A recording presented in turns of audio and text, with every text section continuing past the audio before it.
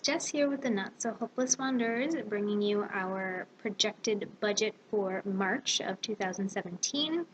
As you can see here, it's just a busy month. It's a high income month and it's a high expense month, so I am appreciative that those things correspond because it works out better that way. So we'll go ahead and dive right in and let you guys know what we're expecting to see in March. So, starting right from the bat, I lowered my income from my primary job at the vet, or at least my projected income. February, I came in a little bit low, and that's because of the way that I kind of arranged my schedule with the tax office and how that works with the vet. I came up a little bit short on what I normally work at the vet, by hour, 2 hours per, biweekly payroll. And I don't like being under, so I brought it down just a little bit for March. I think the first paycheck in March should be closer to normal, but I don't know what's going to happen with the second. Hopefully I can really push and have it where it's normally at, but just to play it safe, I lowered that just a little bit. So I'm expecting $12.85 from the vet. Normal from RJ. There was in January, I think I had mentioned that there was a change in his taxes and the amount that he contributed to my account was lower. And then the following payroll, so 2 weeks after that, it went back up to what it normally was. So I put it back to where it normally is. So $273.04 expected from RJ's contribution. March is a 3 paycheck month from the tax office. It's kind of nice that both the vet and the tax office are on biweekly pay, but they're on opposite schedules. So while I'm working at the tax office, I'm actually getting paid every week because I get paid from the vet, I get paid from the tax office, I get paid from the vet. So it's kind of nice that I get paid every week while I'm in the middle of tax season.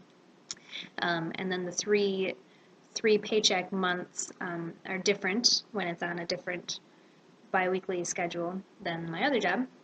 So, long story short, March is a 3-check month at the tax office, and on top of that, I also worked extra hours last week. It was for any teachers or people with kids in school. It was a February break, so with Gavin being in preschool, he was on break. He didn't have school, so I didn't have to work around his school schedule. So I worked a few extra hours at the tax office last week, which will show up the first week of March in that paycheck. So it's a 3-check month, and I'll have a few extra hours in the first check. So I'm expecting $13.80 from the tax office. Really excited about that. My side hustle, part-time light bookkeeping job is $160 per month. That's about 4 hours a week, so small amount there. My normal projected $100 a month from MTurk, and then supplemental here. I'm kind of excited about this. So I've mentioned before in some other budgets that we're participating in this digital reflection survey type thing where you plug a thing into your internet, to your modem, and it just kind of like records activity. And normally what I was expecting was it for to pay out $10 a month, $5 from doing a monthly update, and $5 from monthly activity, which isn't a lot. You can only cash out at $50, but $10 a month is $10 a month for not really doing anything, so I'm going to take it. Well, as it turns out, they also pay a $20 quarterly bonus for keeping it plugged in and keeping activity going. So I didn't know that that was going to be a regular thing, but that paid out in February. So by the end of March, because that $20 bonus put us up to $40 in February, and then by the end of March, once we get our $10 for updating and for activity, we'll be at $50, and then I can cash out. So I'll have $50 from that in March, so that'll be exciting. So that brings the grand total of income to $3,248.04. That's a huge month for me. We don't see that often, so we'll be taking full advantage of that when it comes to paying on my student loan. So with a high income month comes a high expense month, unfortunately. Starting from the top, our mortgage, as usual, $719.69. I bumped up gas a little bit more. I had I had bumped it up from $100 to $130 during tax season because I'm driving more, and I made it, spoiler alert, I made it in my budget amount for February, but it was still pretty tight, and February is a short month, and Gav was on midwinter break. So to be safe, I bumped it up just a little bit more for March because March is just a long month. So I did bump that up to $150 for March. I am expecting I'll have to pick up some food for the dog, so that's $51.83 there. I'm also expecting to have to pick up my prescription by the end of the month, and that's $10 there.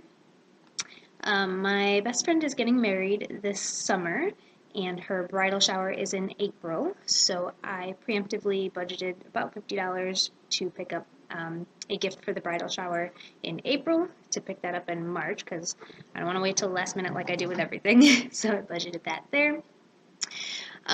This item here, so a coworker told me about this site that you can use called Thumbtack, where you can look for and also offer services for pretty much anything. She uses it for grooming. She's a dog groomer.